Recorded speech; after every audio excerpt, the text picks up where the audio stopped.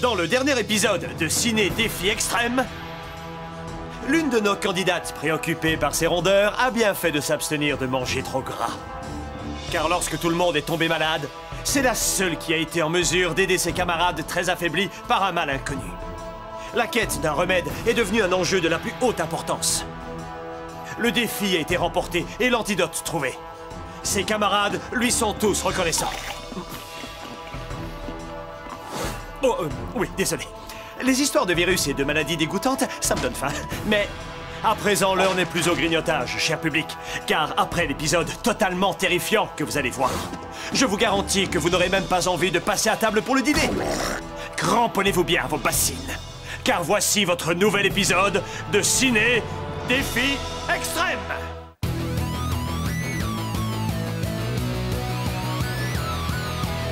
Je vais très bien, mes chers parents.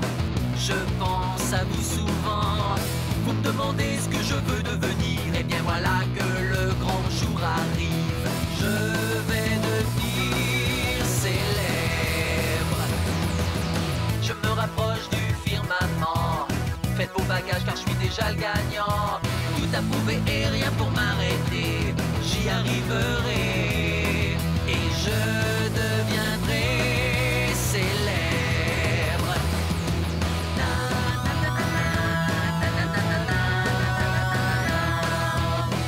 Oui, je serai, oui, je serai, oui, je serai célèbre. Oui, je serai, oui, je serai, oui, je serai célèbre.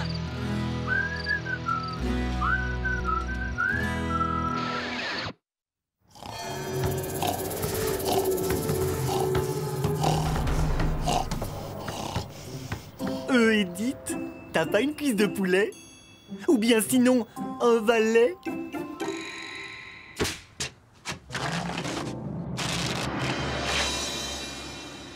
Edith fait la maligne devant tout le monde, mais elle a passé 3 étés d'affilée dans un camp pour apprendre à faire de la magie, alors c'est facile. Moi, très simplement, et sans me vanter, je vais maintenant faire apparaître sous vos yeux ébahis l'as de pique. Oh, hé, d'où elle sort cette vieille photo? C'est génial que t'aies réussi à piquer ça dans la cuisine. Délicieux. Regardez, je vais vous faire le feu d'artifice de canapé. Oui. Roulement de tambour. Gontran, rends-moi mes sandwichs tout de suite. Je sais pas du tout de quoi tu parles. Gontran, tu me dégoûtes vraiment. Ouais, tu penses qu'à manger, c'est pas possible. Mais ce sont mes sandwichs. Le chef s'est bien amélioré en cuisine, c'est super bon.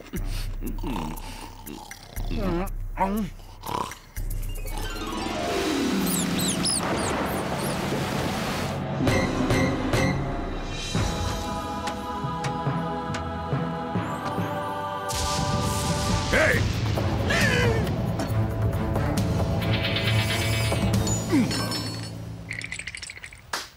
Il serait peut-être temps d'arrêter de tricher.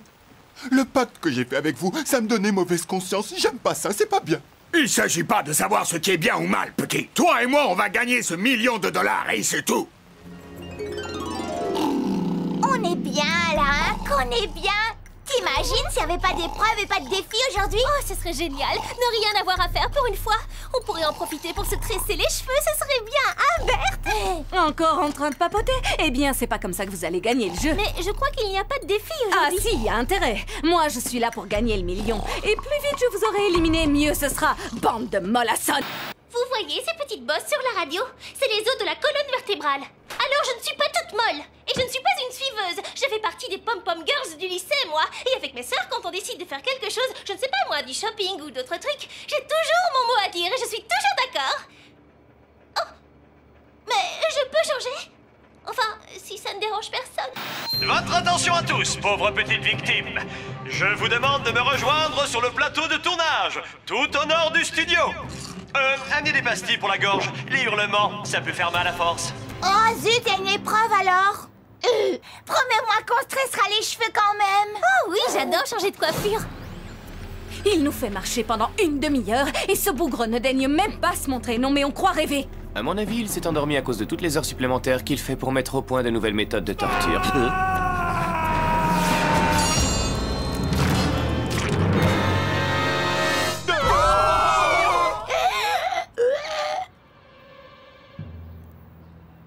Je crois que la production n'a pas envie de lui payer ses heures sup.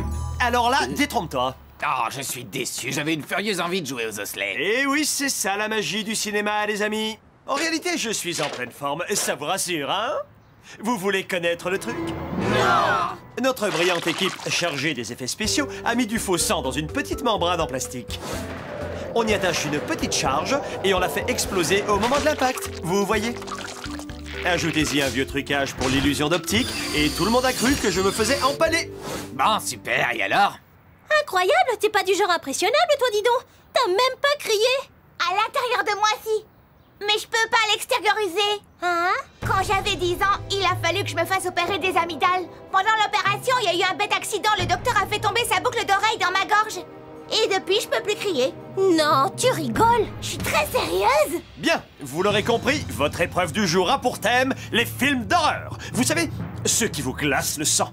Et pour savoir quel sera le rôle de chaque équipe, nous allons faire un concours de hurlements. Alors pensez à toutes les scènes d'horreur géniales que vous avez pu voir. Oh, c'est super! Vous avez vu ce film où il y a un tapis qui est possédé, il marche et il se met à poursuivre les chats, à moins que je l'ai vu en rêve. Les films d'horreur ont tous une chose en commun.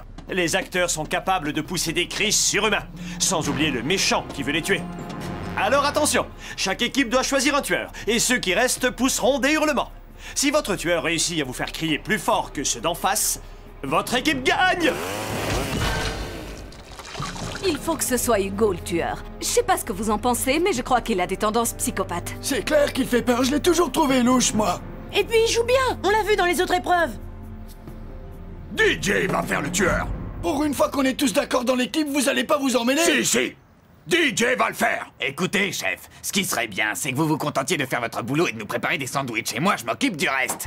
Et si je t'attachais les deux bras dans le dos, tu ferais moins ton malin, là, hein? Les bras, c'est utile. Ça jette des choses, ça vous nourrit, ça remplit les manches des t-shirts. Et puis quand même, le chef, il bosse en cuisine. Et il faut toujours écouter quelqu'un qui a des couteaux.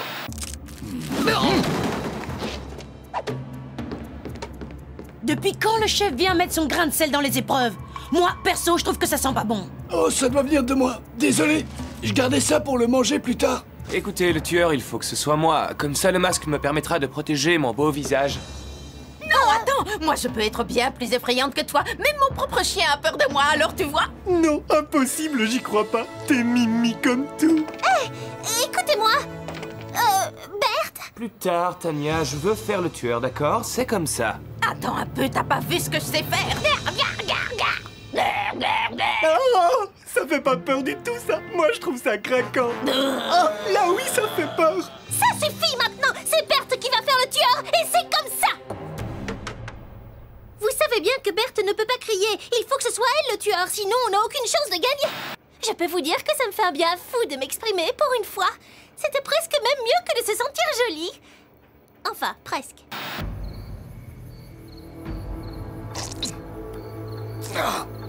Je crois que tu devrais vraiment voir un docteur. Je fais des allergies, d'accord?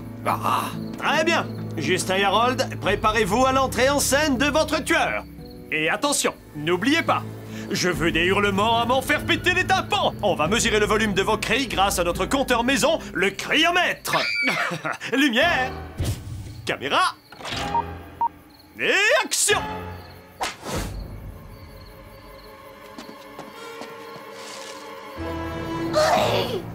Ah! Au secours, j'ai peur! Non, je suis désolé, mais je n'ai pas du tout envie de me casser la voix en hurlant. À quoi ça sert d'avoir un aussi joli visage si je n'ai plus cette voix au ton chaud et suave pour aller avec? Je sais pas si j'en suis capable. Oh, ah, c'est toi, comment ça va?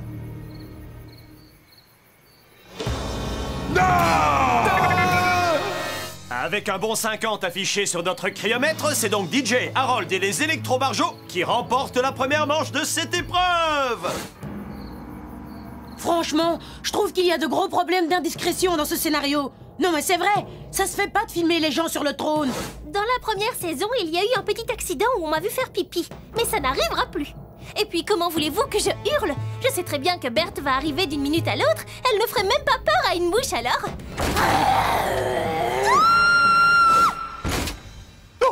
Oh, je suis navré. Je te dérange dans ton intimité. Oh, que c'est gênant. Tu veux gagner? Alors joue la scène, DJ.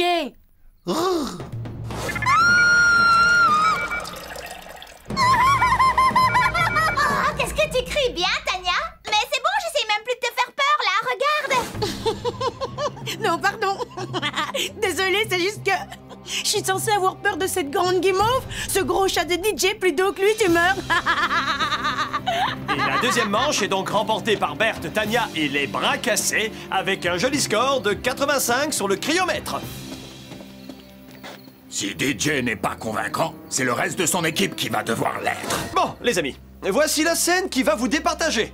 Cette fois, vous allez devoir simuler des sentiments. Ouh là là. Je suis pas très doué pour jouer la comédie, je préfère te le dire.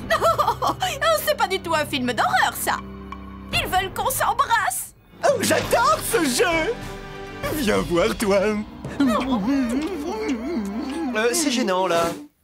Ah, non, non, non, et non, plutôt mourir. C'est clair, comme ça on est deux.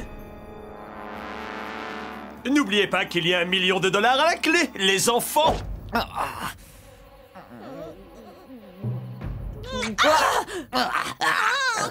Qu'est-ce que t'as mangé ce midi? Mes lèvres ont un sale goût immonde maintenant. Je vais vous découper en petites lamelles et fabriquer des sushis.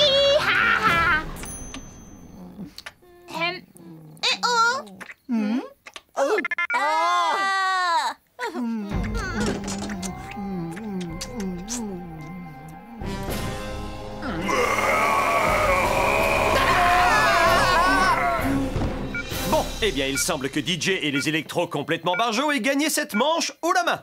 Non, vraiment, c'était très convaincant. Reste maintenant à savoir si notre ami DJ est toujours vivant. DJ? Allez, réveille-toi, DJ. Est-ce qu'il respire encore? Je crois qu'il essaye de dire quelque chose. Maman. Maman. Je suis là, maman. C'est moi, maman. C'est Poupidou. Ton petit David Joseph Poupidou. Le fils que j'ai élevé est honnête et ne ment pas. Et il ne triche pas. Faut que je voie le chef. Aïe. Marilou! Quoi? Il est toujours en plein délire, là. Le chef a été convoqué à la production. Il passe devant le conseil de discipline. À mon avis, il va avoir de gros soucis. Il n'a pas le droit d'interférer dans les épreuves. Ah! Je me disais aussi... T'es aussi intelligente qu'Einstein, avec de plus jolis cheveux. Et puis tous ces trucs des filles. Bon, passons à la suite. Les bras cassés, vous allez pouvoir aller chercher vos sacs de couchage. Et oui, comme vous avez perdu, vous avez gagné le droit de passer la nuit dans la cantine. Quant aux électrobarjots, vous allez retrouver le confort de vos caravanes pour une petite pause bien méritée. Je vous y retrouve dans une demi-heure. Je suis content de passer la nuit à la cantine. J'ai plein de bons souvenirs ici, des festins. Oh, moi, j'ai trouvé mieux que des souvenirs. Regarde, je viens de retrouver un bout de gâteau sous la table. Je crois que je suis amoureux de toi. Eh oh, ça vous dirait de venir nous rejoindre? Je vais vous raconter quelque chose. Savez-vous pourquoi ce studio de tournage a été abandonné et définitivement condamné? Parce que cet endroit est dangereux. Chut, mon petit. Ce studio de tournage ne présente absolument aucun risque, tout du moins sur ce plan. Mais dans d'autres dimensions, qui sait? Juanita Vigil a loué une professionnelle de la sécurité à travailler ici pendant 25 ans de bons et loyaux services, jusqu'à ce qu'elle meure dans des conditions mystérieuses. Juste ici. À cet endroit précis! Depuis, son esprit tourmenté arpente ce lieu sans répit. Et personne n'a encore réussi à passer une nuit entière sous ce chapiteau. Sa structure leur est tombée dessus, c'est ça? Non! C'est à cause du fantôme! Votre défi, réussir à passer la nuit ici sans sortir du chapiteau. Si jamais vous y parvenez, votre équipe gagnera l'immunité et personne ne sera éliminé ce soir. Ces outils vous aideront à détecter les phénomènes paranormaux. Et au cas où... Super, merci.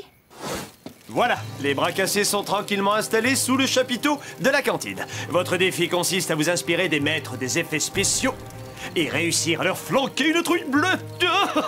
La victoire est pour vous si vous parvenez à les faire sortir de la tente avant l'aube. Et comment on est censé leur faire peur? À vous de voir. Mais si vous réussissez, votre équipe gagnera l'immunité et aucun d'entre vous ne sera éliminé ce soir. Oh, et pour votre information, je leur ai raconté une histoire saugrenue à propos d'une femme vigile qui serait morte sous le chapiteau. Comment est-ce qu'on va faire? On n'a qu'à éteindre toutes les lumières, Berthe a peur de son ombre, facile. Là, il nous faut une tronçonneuse. J'aime bien les tronçonneuses. Moi, je sais. Merci, mes très chers assistants.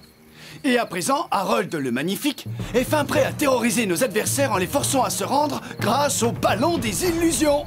J'arrive pas à croire qu'on mette le destin de notre équipe entre les mains de ce crétin. Ça, tu vas t'en mordre les doigts. Je ne t'ai pas encore montré l'étendue de mes connaissances acquises lors de mes stages de magie. Observez bien. T'aurais pas un valet?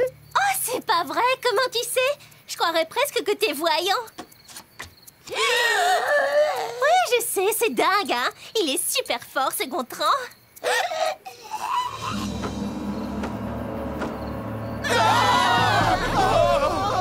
Attendez! J'ai dit attendez! Le radar à fantôme ne détecte rien du tout. Je me débrouille bien pour suggérer les choses sans avoir l'air de commander. En fait, je crois que je suis vraiment faite pour ça. Depuis le départ de Loïc, c'est un peu moi qui dirige l'équipe. Alors, qu'est-ce que tu dis de ça, Marie-Lou? Nom d'un énorme gâteau au chocolat, elle va mourir! Oh, j'y crois pas! C'était juste un piège! T'as planté un crochet dans mon ballon de foot? Mais c'est au nom de la magie! Tu dois quand même reconnaître que c'était plutôt... La ferme, espèce d'apprenti Copperfield! Maintenant, tu me laisses faire, d'accord?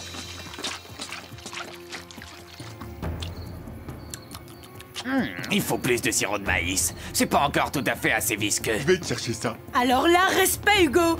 On dirait vraiment du sang. Ouais, je sais. Quand on était petit avec mon frère, on en fabriquait plein et on s'en barbouillait jusqu'à ce que ça dégouline. Une fois, notre mère est même tombée dans les pommes tellement elle a eu peur. Ok, je retire ce que j'ai dit. Tu m'as l'air de bien connaître la cuisine, dis donc, hein? Est-ce que t'as un 4? Peut-être. J'essaie de prolonger le suspense. Les murs! Qu'est-ce que ça sent? La trouille! La peur, ça sent un peu comme... du ketchup? Exactement! Lèche le mur, Gontran. J'ai dit, lèche le mur, Gontran! Waouh! Si même toi tu arrives à me faire peur, alors là c'est la fin des haricots.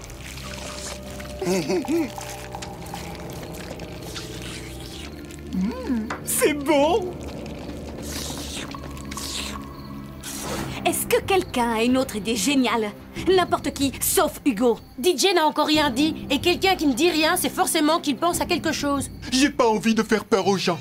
Maman a dit que c'était pas gentil de faire ça. Peut-être, mais maman n'est pas là pour l'instant. Et papa Hugo voudrait bien gagner et pouvoir aller se coucher.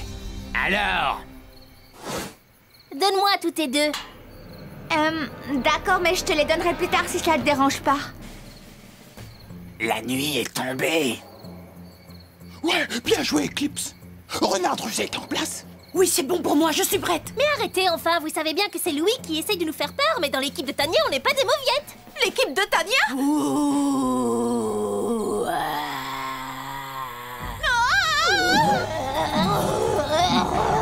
C'est tout bon pour Harold le magicien et sa charmante assistante. C'est un poltergeist! Vite, courez! Attendez, le radar à fantôme n'indique toujours rien.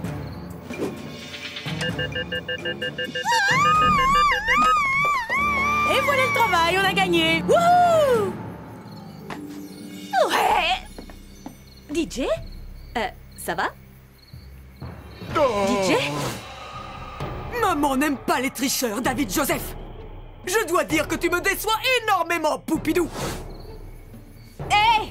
Mais c'est qu'il n'y en a pas un qui me ferait descendre!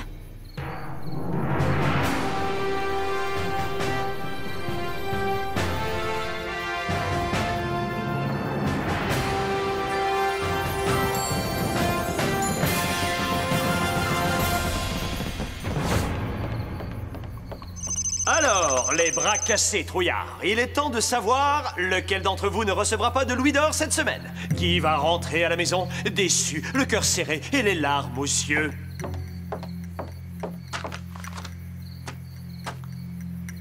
Et les louis d'or sont attribués à Edith, Berthe, Gontran. Il n'en reste donc plus que 2, Tania et Justin. Quoi? Je ne peux pas être éliminée. Pourquoi les autres voudraient que je parte? Berthe! T'étais un peu... autoritaire. Mais c'est ça, diriger une équipe? Et le dernier louis d'or est attribué à... Stop! Je Je vais faire ce que j'aurais dû faire il y a longtemps. Rendre ma maman fière de moi. J'ai décidé de m'éliminer moi-même. DJ Viens voir un peu par là qu'on discute, avant que tu ne fasses une grosse bêtise. Non, chef, c'est fini, je vous écouterai plus. Le chef et moi, on a fait un pacte secret. Il m'a aidé à m'endurcir et il m'a épaulé pendant les défis. Voilà, vous allez me manquer. Hé, attends un peu! C'est toi qui nous as préparé tous ces plats délicieux? Les pizzas?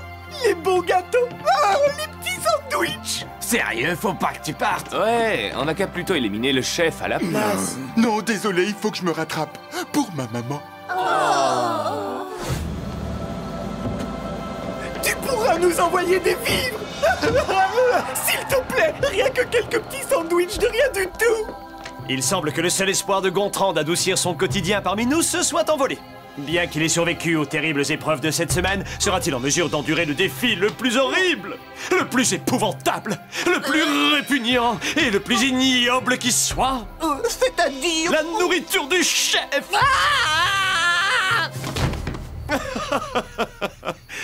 Ah, j'adore ce jeu. Oh non, pas sur les chaussures!